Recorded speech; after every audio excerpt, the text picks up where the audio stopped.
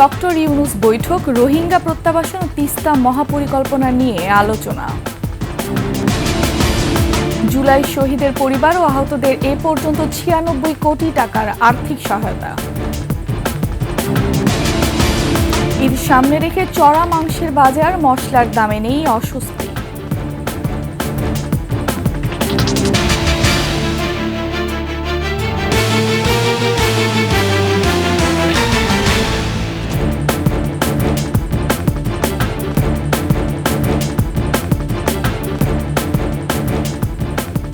শুনছিলেন সংবাদ শিরোনাম। আমন্ত্রণ ২১শে দুপুরের সংবাদে, সাথে আছে আমি ফারহানা লুপা। দর্শক, ২১শে টেলিভিশনের সংবাদ একসাথে সরাসরি দেখতে পাবেন আমাদের ফেসবুক পেজ www.facebook.com/2124 অনলাইনে। এছাড়া সাবস্ক্রাইব করতে পারেন www.youtube.com/21ETV চ্যানেলে। শান্তি, সমৃদ্ধি ও স্থিতিশীলতা প্রতিষ্ঠায় চীনকে আরও জোরালো ভূমিকা রাখার আহ্বান জানিয়েছেন প্রধান উপদেষ্টা অধ্যাপক মোহাম্মদ ইউনূস। শুক্রবার সকালে বেইজিংয়ের গ্রেট হলে চীনা প্রেসিডেন্ট শি জিনপিংয়ের সঙ্গে দ্বিপক্ষীয় বৈঠকে তিস্তা মহাপরিকল্পনা এবং রোহিঙ্গা প্রত্যাবাসন নিয়েও আলোচনা হয়। এছাড়া চীনের ভাইস প্রেসিডেন্ট, ব্যবসায়ী নেতা ও বিভিন্ন প্রতিষ্ঠান প্রধানের সাথে বৈঠক করেছেন প্রধান উপদেষ্টা। মেহেদী হাসানের রিপোর্ট। সফরের দ্বিতীয় দিনে বেইজিংয়ে পিপলস গ্রেট হলে পৌঁছালে প্রধান উপদেষ্টা ডক্টর মোহাম্মদ ইউনূসকে স্বাগত জানান চীনা প্রেসিডেন্ট শি জিনপিং। পারস্পরিক কুশল বিনিময়ের পর বৈঠকে বসেন দুই নেতা। দ্বিপাক্ষিক স্বার্থ সংশ্লিষ্ট বিভিন্ন ইস্যু নিয়ে খোলামেলা আলোচনা করেন তারা। পরে প্রেস সচিব শফিকুল আলম জানান, হৃদ্যতাপূর্ণ পরিবেশে বৈঠক হয়েছে।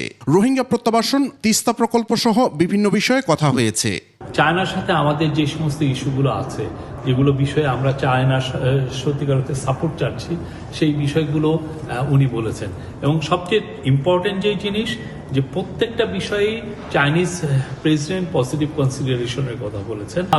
তিস্তাবের ওয়াটার রিসোর্স ম্যানেজমেন্টের ব্যাপার কোঅপারেশনের কথা এসছে, সেখানে তিস্তার বিষয়টাও এসছে। এরপর প্রেসিডেন্সিয়াল হোটেলে প্রধান উপদেষ্টার সঙ্গে বৈঠক করেন দেশটির council of the promotion of international ট্রেডের ভাইস চেয়ারম্যান ইয়াও ওয়াং।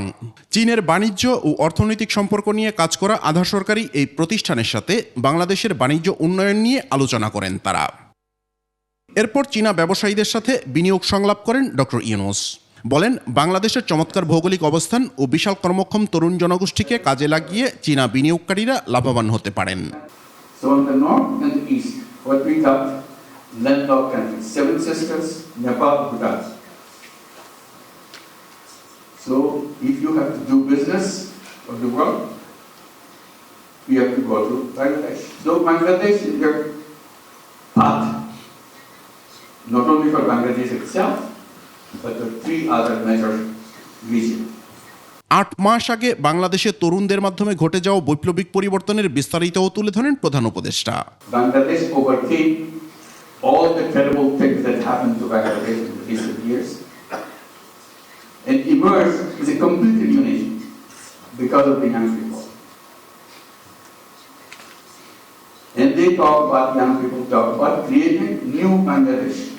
এরপর বেইজিংয়ের একটি সরকারি গেস্ট হাউসে দেশটির ভাইস প্রেসিডেন্ট হান ঝেং এর সাথে বৈঠক করেন ডক্টর ইউনূস। মেহেদী হাসান, ২১শে টেলিভিশন, ঢাকা। এদিকে সংস্কৃতি, গণমাধ্যম, ক্রীড়া ও স্বাস্থ্য খাতের সহযোগিতা সহ অর্থনৈতিক ও কারিগরি সহযোগিতা সংক্রান্ত ৯টি চুক্তি সইয়ের কথা জানানো হয়েছে ঢাকা বেইজিং যৌথ বিজ্ঞপ্তিতে। নির্বাচন নিয়ে অন্তর্বর্তী সরকার ধোঁয়াশা তৈরি করছে, এমন মন্তব্য করে বিএনপির জ্যেষ্ঠ যুগ্ম মহাসচিব অ্যাডভোকেট রুহুল কবির রিজভী বলেছেন, তাদের কথার সাথে হাসিনার কথার মিল পাওয়া যাচ্ছে। সকাল নয়াপল্টনে বিএনপি কেন্দ্রীয় কার্যালয়ে ভারপ্রাপ্ত চেয়ারম্যান তারেক রহমানের পক্ষ থেকে ঈদ উপহার প্রদান অনুষ্ঠানে রিজভী আরও বলেন, সরকারকে স্পষ্ট মাস তারিখ দিয়ে নির্বাচনের ঘোষণা দিতে হবে। ১৫ বছরে নির্বাচন সুষ্ঠু হয়নি বলেই জুলাই আন্দোলন হয়েছে। একই অনুষ্ঠানে বিএনপি নেতা ইঞ্জিনিয়ার ইশাক হোসেন বলেন, একটি মহল আদালতের মেয়র ঘোষণার রায় নিয়ে সামাজিক যোগাযোগ মাধ্যমে বিতর্ক তৈরি করছে। এ রায়ের মাধ্যমে আইনের শাসনের দৃষ্টান্ত তৈরি হয়েছে। বিভিন্ন ধোঁয়াশা তৈরি করা হচ্ছে, ডিসেম্বর না জুন না মার্চ, এক এক সময় এক একটা কথা বলা। এইটা তো আমাদের শেখ হাসিনার কিছু কথাবার্তার সাথে এটার মিল পাওয়া যায় আর। তো কেন এটা হবে? অন্তর্বর্তীকালীন সরকার শহীদের রক্তের উপর গঠিত সরকার। অন্তর্বর্তীকালীন কারণ দৃষ্টান্ত স্থাপন করে গেলাম, সেটির জন্য তো তাদের আমাদেরকে ধন্যবাদ দেওয়া উচিত ছিল যে আমরা একটা আইনের যে শাসন সেটির জন্য আমরা কাজ করে যাচ্ছি। তো এটা হলো আমাদের মূল উদ্দেশ্য, মূল লক্ষ্য, যে আমি কিন্তু হারি নাই, আমাকে হারিয়ে দেওয়া হয়েছে, অতএব সেটা কাগজে কলমে প্রতিষ্ঠা পাক, সেটাই আমাদের লক্ষ্য ছিল। এ পর্যন্ত 745 জন শহীদের পরিবার এবং 5,596 জন আহতকে 96 কোটি টাকার বেশি আর্থিক অনুদান দিয়েছে জুলাই শহীদ স্মৃতি ফাউন্ডেশন। সংবাদ সম্মেলনে এসব তথ্য দেন সংগঠনের প্রধান নির্বাহী মীর মাহবুবুর রহমান স্নিগ্ধ। জানান, ঈদের পর থেকে আহত যোদ্ধাদের পাশে বাংলাদেশ নামে প্রত্যেক জেলায় নতুন কর্মসূচি হাতে নিয়েছে জুলাই ফাউন্ডেশন। বিস্তারিত সিরাত আল মুস্তাকিমের রিপোর্টে। জুলাই আগস্টের গণ অভ্যুত্থানে আহত ও নিহতদের পরিবারকে আর্থিক সহ সাহায্য সহযোগিতা করার উদ্দেশ্যে প্রতিষ্ঠা হয় জুলাই শহীদ স্মৃতি ফাউন্ডেশন। বেসরকারিভাবে জুলাই শহীদ স্মৃতি ফাউন্ডেশন থেকে এ পর্যন্ত শহীদ পরিবারের মধ্যে 37 কোটি 25 লাখ টাকা এবং 49 কোটি 41 লাখ টাকা আহতদের দেওয়া হয়েছে। আমরা এখন পর্যন্ত সর্বমোট 745টি শহীদ পরিবার এবং আহতদের মধ্যে আমরা এখন পর্যন্ত 5,596 জনকে 96.67 কোটি টাকা আমাদের ফাউন্ডেশনের পক্ষ থেকে আর্থিক সহযোগিতা করতে পেরেছি। বাকি যে পরিবারগুলো রয়েছে, অর্থাৎ প্রায় 100-র মতন পরিবারগুলো রয়েছে, সেগুলো এরকম আইনি জটিলতা এবং যে পারিবারিক সমস্যা এগুলো সম্মুখীন হচ্ছে। আন্দোলনে আহত না হয়েও অনেকেই আহত সাজার চেষ্টা করছেন। অনেক ভুয়া আহত রয়েছেন যাদের নিয়ে বিব্রত সংগঠনটি।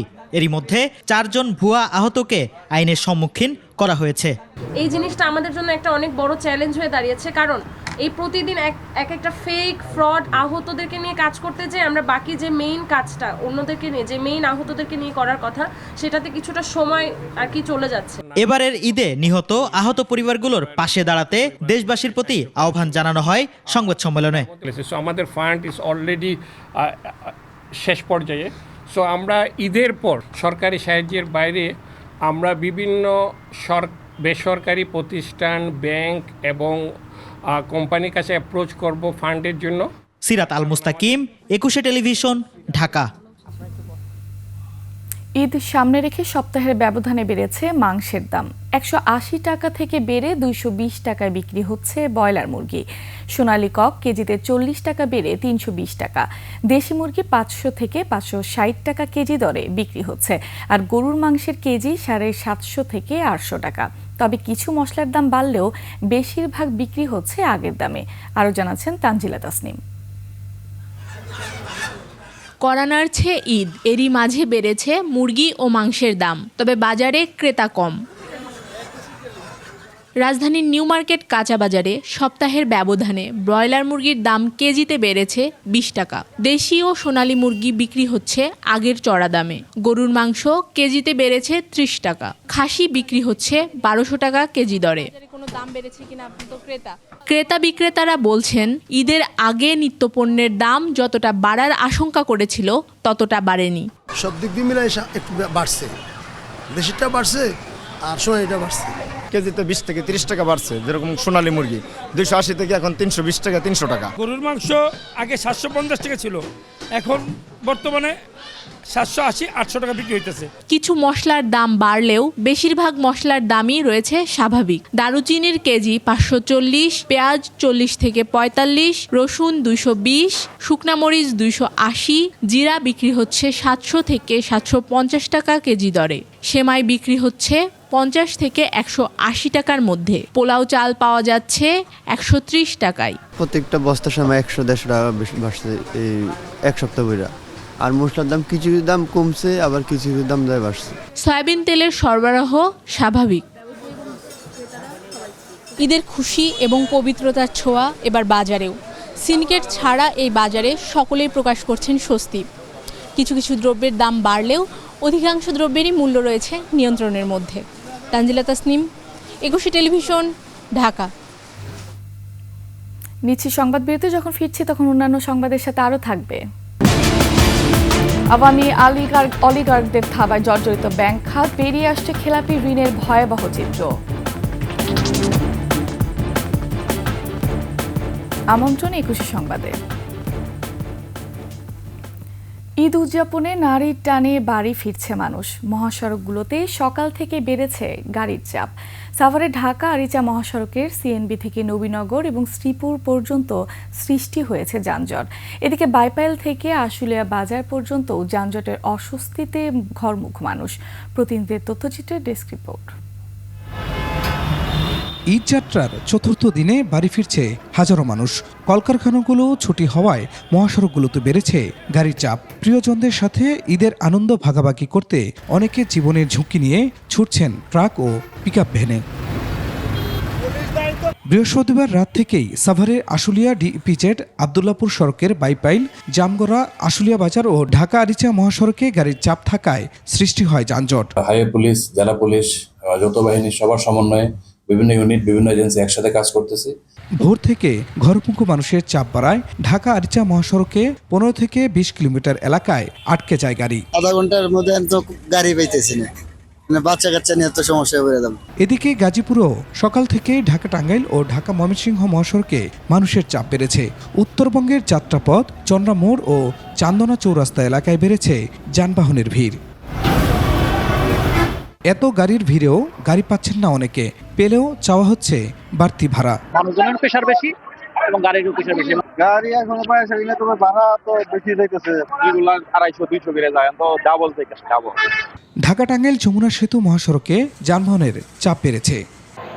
100 টাকার ভাড়া 200 টাকা স্যার। পদ্মা সেতু পাড়ি দিয়ে বাড়ি ফিরছেন দক্ষিণাঞ্চলের মানুষ। এতে সেতুর মাওয়া প্রান্তে তৈরি হয়েছে মোটরসাইকেল ও যানবাহনের দীর্ঘ সারি। সিরাজগঞ্জে যমুনা সেতুর পশ্চিম পারে 4 লেনে মহাসড়কে গাড়ির চাপ বাড়লেও নির্বিঘ্নে যাতায়াত করতে পারছেন যাত্রীরা। অন্যান্য বছরের থেকে এবার আমরা খুব আরামে আসতে পারছি। রাস্তা মোটামুটি ভালো, আপনার চান্দুরা জ্যাম ছিল, তাছাড়া কোনো জ্যাম নাই। মোটামুটি চান্দুরে একটু জাম আছে, তারপরে ক্লিয়ার, রোড ক্লিয়ার। দক্ষিণ পশ্চিমাঞ্চলের প্রবেশপথ পাটুরিয়া দৌলতদিয়া নৌ রুটে দূরপাল্লার যানবাহনের চাপ বেড়েছে। লঞ্চ ঘাটেও বেড়েছে যাত্রীর চাপ, তবে নেই ভোগান্তি। Khurshid Alam, desk report, 21 television. Awami League ঘনিষ্ঠ অলিগার্কদের থাবায় খেলাপি ঋণে জর্জরিত ব্যাংক খাত। এরই মধ্যে 8টি ব্যাংকের খেলাপি ঋণ 60% ছাড়িয়েছে, আর 6টি ব্যাংকের খেলাপি ঋণ 30 থেকে 50% মধ্যে।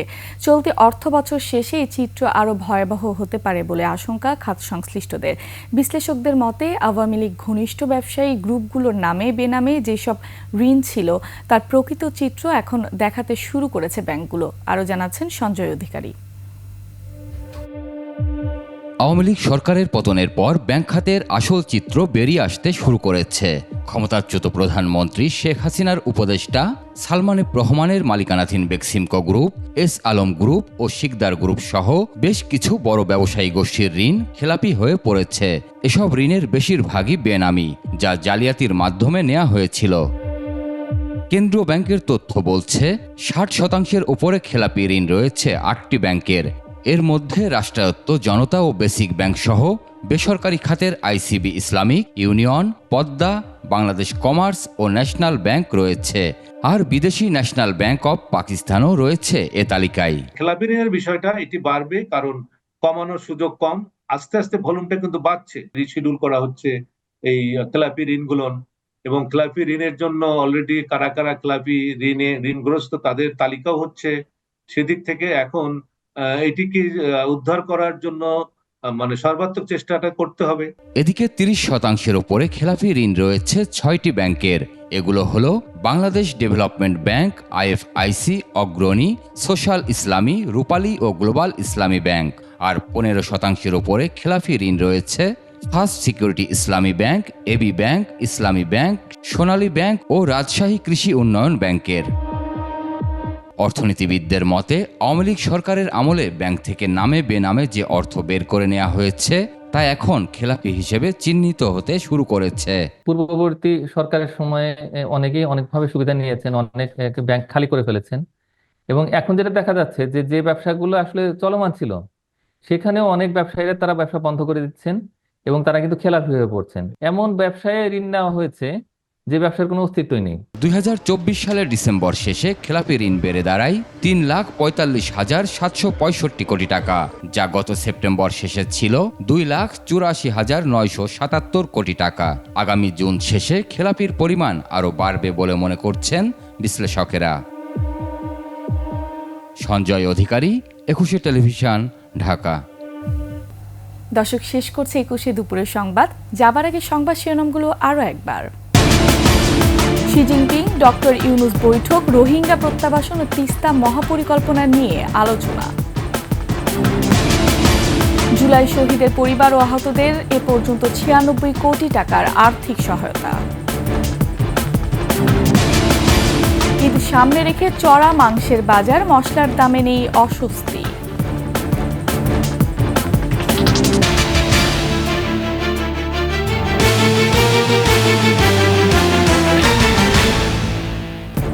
সবশেষ সংবাদ জানতে ডায়াল করুন 2021 নাম্বারে, ভিজিট করুন 21tv.com ওয়েবসাইটে। ফেসবুকে ভিজিট করতে পারেন www.facebook.com/2124 অনলাইনে। এছাড়া সাবস্ক্রাইব করতে পারেন www.youtube.com/21etv চ্যানেলে। এতক্ষণ সঙ্গে থাকার জন্য ধন্যবাদ। পরবর্তী সংবাদ বিকাল 4টায় দেখার আমন্ত্রণ রইল। 21-এর সাথেই থাকুন।